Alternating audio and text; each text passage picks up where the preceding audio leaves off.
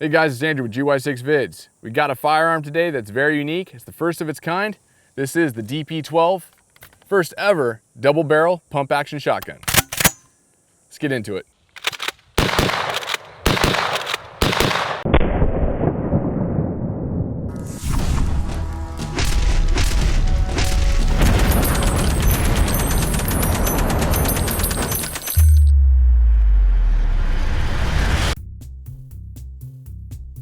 Now the DP-12 is by far the first in its category when it comes to being a double barrel pump action shotgun, but it's not the first in its category for being a bullpup shotgun. A lot of you already are thinking right now when you look at this gun, the exact same thing I did when I saw the gun. I was like, that looks like the KSG shotgun just with two barrels. And in honor of that, I brought my KSG shotgun. Now granted, you can instantly see a size difference. There's also, obviously girth differences, thicknesses in different areas, but just roughly right out of the gate, you're looking at 3 pounds lighter in the KSG and 3 inches shorter in the KSG. I wanted to give you a reference point, so those of you who are very interested and know about the KSG and have held one or own one, you can kind of see the size comparison and the overall dimensions just at first glance. Not that a heads up review isn't in order here pretty soon, but you never know.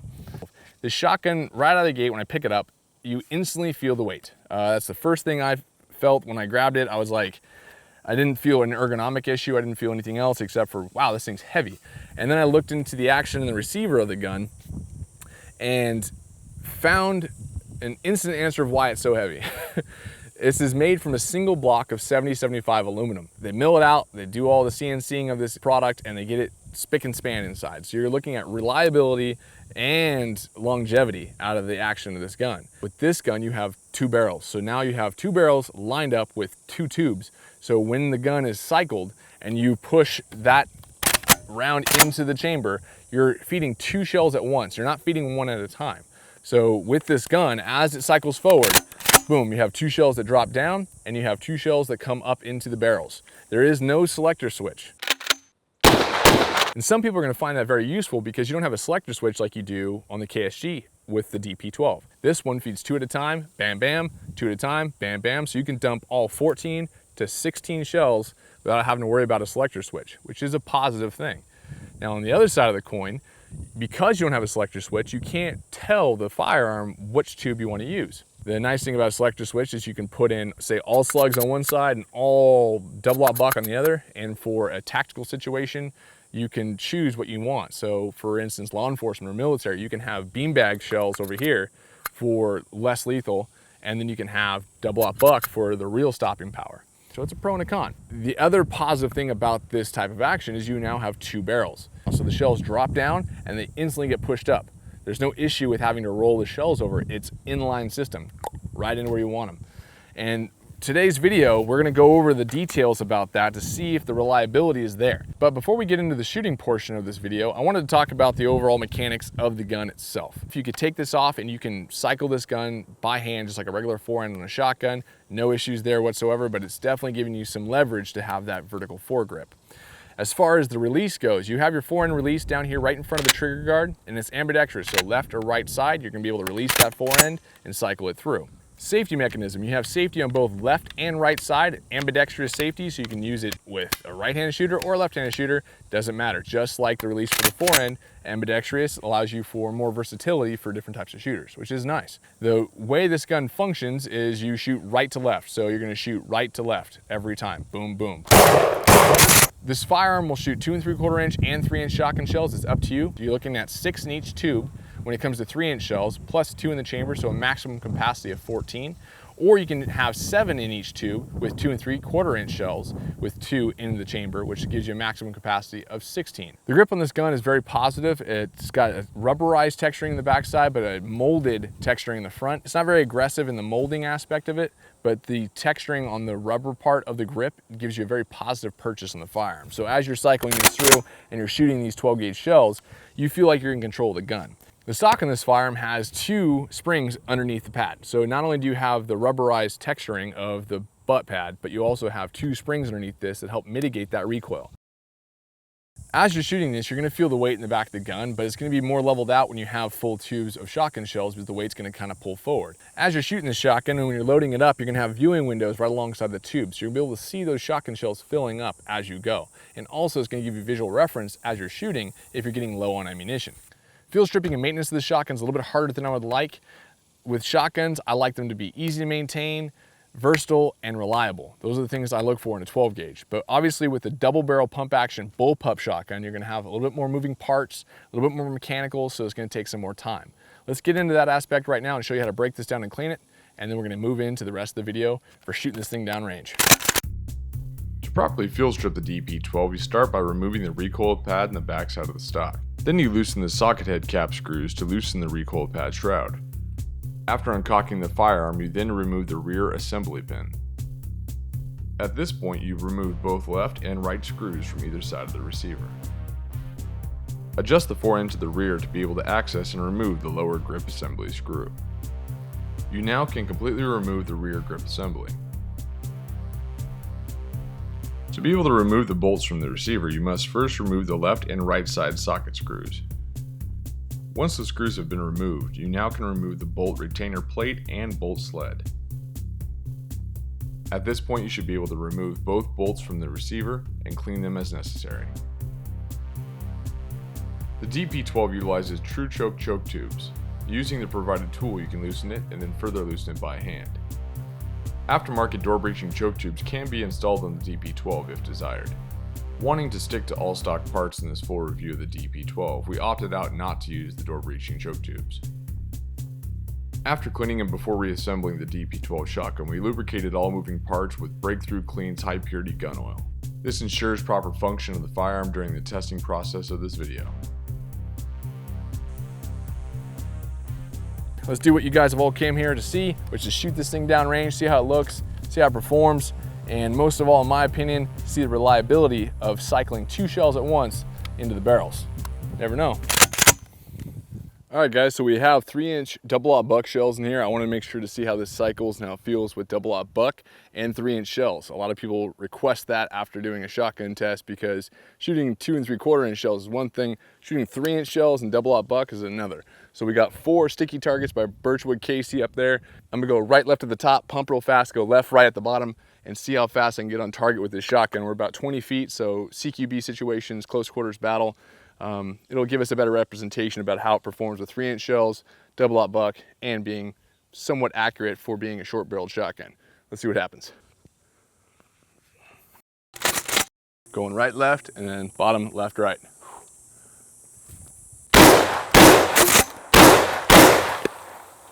Not bad, I'll take that. And with 3-inch shells and being double-aught buck, it is very manageable. This recoil pad is definitely doing its job. It's sucking up a lot of that recoil. The biggest thing I've noticed about this shotgun that's unique when it comes to shooting that you have to get used to is you have to get used to that double trigger pull before you pump again. Your muscle memory wants to tell you to go boom, and then cock, and then boom. This one you have to go boom, boom, and then cycle another 2 shells in, so very unique. All right, so let's go again. We got 4 more targets up there. We're gonna go now bottom, right, left, top, left, right. All right.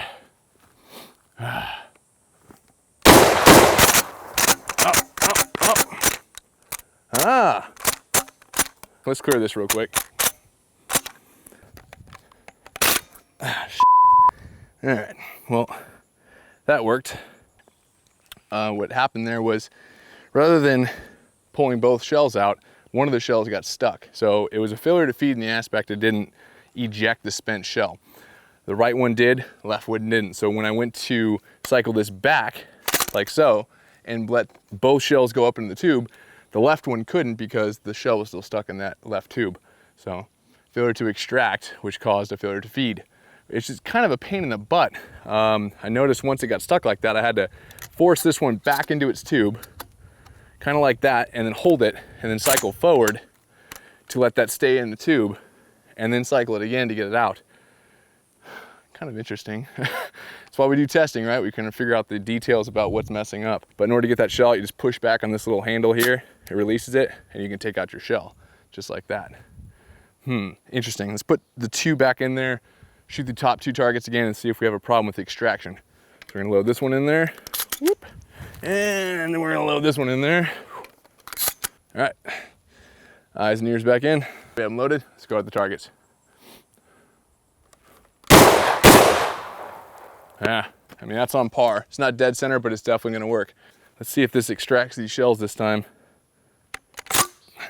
Yeah, that time no problem. So we saw the accuracy, good optics help, but it's, you know, CQB situations, you're gonna have a good bead on your target, even when you're moving around. It's just getting used to that double tap trigger, which is tough. Let's get into the reliability aspect of this gun.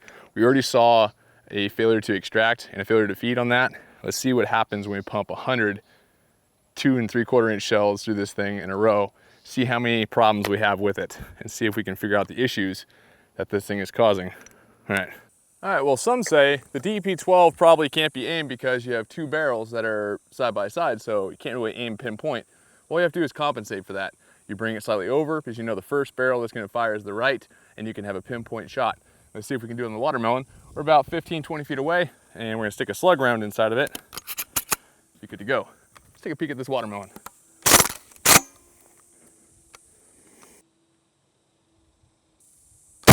Holy crap! Holy crap!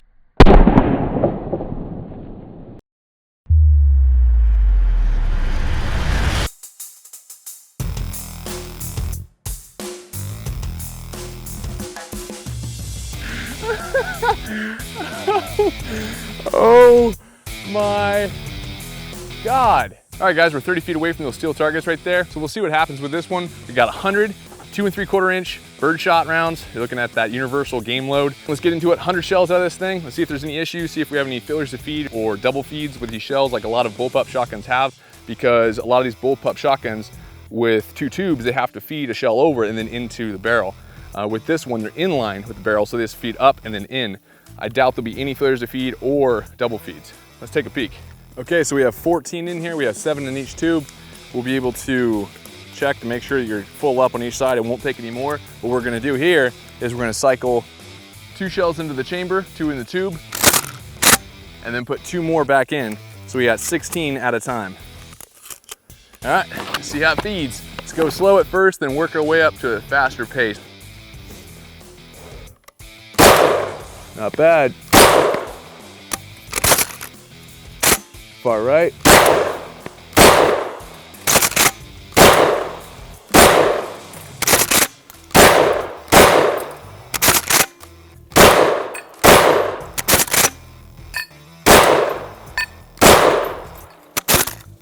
God, it's so much fun with that many 12 gauge rounds.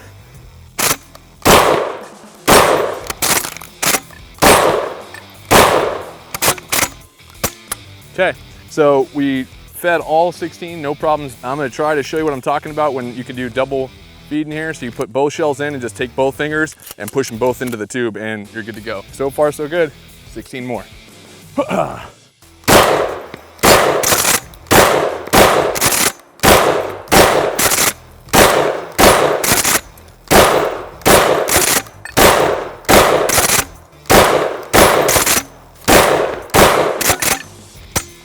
All right, so there's 16. Recoil pad's doing great.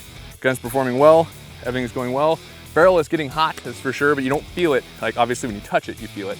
But around the handguard, it's fine. All right, and go.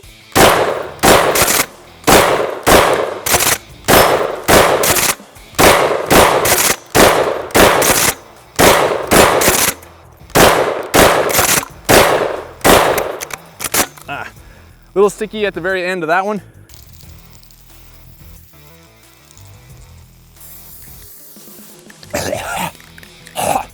It's good stuff. It's good stuff. Don't huff. Bad for you. Safety is off.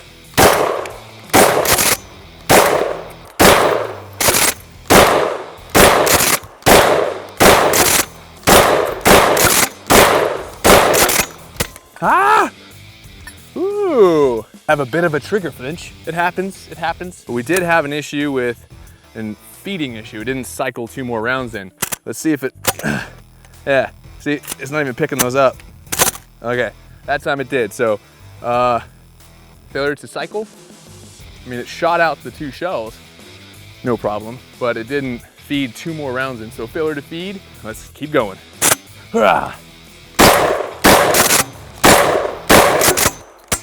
All right, 16 more, let's go. All right.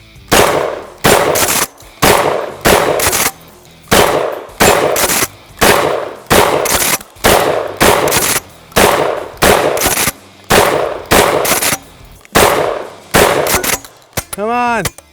Ah. Okay. Good to go. No failures to feed that time, no issues. Another 16.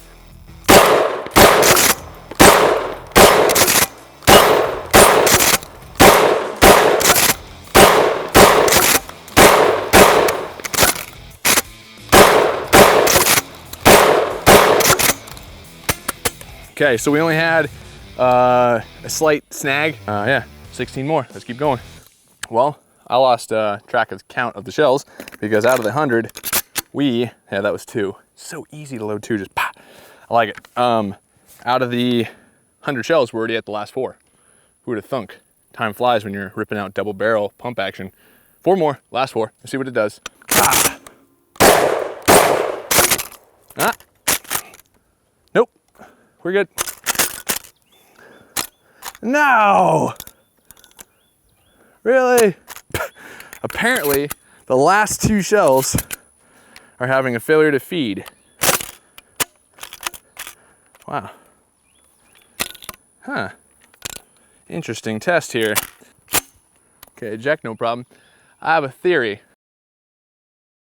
We got 2 more different birdshot rounds, 2 3/4 inch, and we got 2 double-aught buck 3-inch shells. We're gonna see if it's still the same issue. But I noticed when I cycle and try to chamber around here vertically, doing that, they're running themselves right up into the action and it's causing a failure to feed. And that's not good, especially if this is a law enforcement gun that they're trying to push it as. That's a big no-no.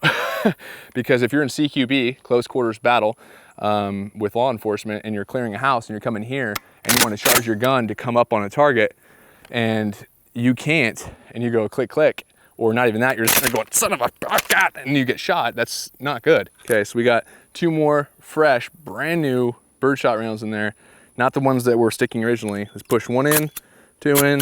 So boom, boom, let's see if we can cycle. Pointing down at the ground. Nope. Now if we were to go forward, whoop, it works. Eject's fine. Let's try it one more time. Putting same 2 in. You go to cycle. They're not feeding. This thing cycles like a dream normally when you're holding it like this. Watch. No problem. Interesting. Let's try it with the 3-inch double-aught buck rounds and see if that does it with that. Load those in. All right, moment of truth. Vertical. Nothing. This thing has a major issue cycling when it's pointed at the ground. There's a little space of metal and it's snagging on those because it kind of hops onto that and then has to get forced into the barrels. Huh. I wouldn't say that's great. It's not the best thing in the world, but let's shoot the last 2 rounds at the steel targets. Okay. That's 100. So at the end of it all, I'd say it's a good, fun firearm for the range. As far as recommending it for military law enforcement, I can't say I would because you can't charge the firearm in a vertical position. That's an issue. It's a big issue. But other than that, it cycled fine, performed fine, recoil management, very nice. It's very low recoil compared to what it should be for a bullpup design. The weight though, a little heavy, not gonna lie. And the price tag of $1,500, it's a bit much. If you would ask me, is it worth it? I'm gonna say no. $1,500, there's other guns on the market right now that I would buy for $1,500. But it is very unique and I couldn't pass up a double barrel pump action shotgun. Gun nuts, you know, live and die by the code of being empty pockets, but a large arsenal. I think if they were to get that price down to maybe the $1,200 range, I think that's more reasonable, maybe even $1,100, because the KSG shotgun, obviously it's 1 barrel, it's less mechanical parts, a little bit easier design, and you know, obviously they're pushing about the $900 range. I know VeniceGunSales.com, ActionFirearmsFlorida.com, and BattlegroundFirearms.com. They're 3 companies I go through a lot when it comes to picking up guns, and they sell KSGs for like in the $800 range or less sometimes. You know, it is what it is. I mean, if you're willing to pay it, you're willing to pay it. All right, guys, it's been the full review of the DP-12 double barrel pump action shotgun. I hope you appreciate it. As always, subscribe to GY6 Vids at youtube.com/GY6Vids. You can also click the follow button on there. It'll allow you to be sent emails of information and updates when I post a video. Also, social media, facebook.com/GY6Vids, instagram.com/GY6Vids. Helps you stay up to date with all the behind the scenes footage and interesting things that I run into on a daily basis sometimes as well. Thank you for supporting, I appreciate it. Hope to see you soon. Click the like button if you appreciate these review videos, and that way I'll know to do more in the near future. This is Andrew with GY6 Vids. I'll catch you guys next time.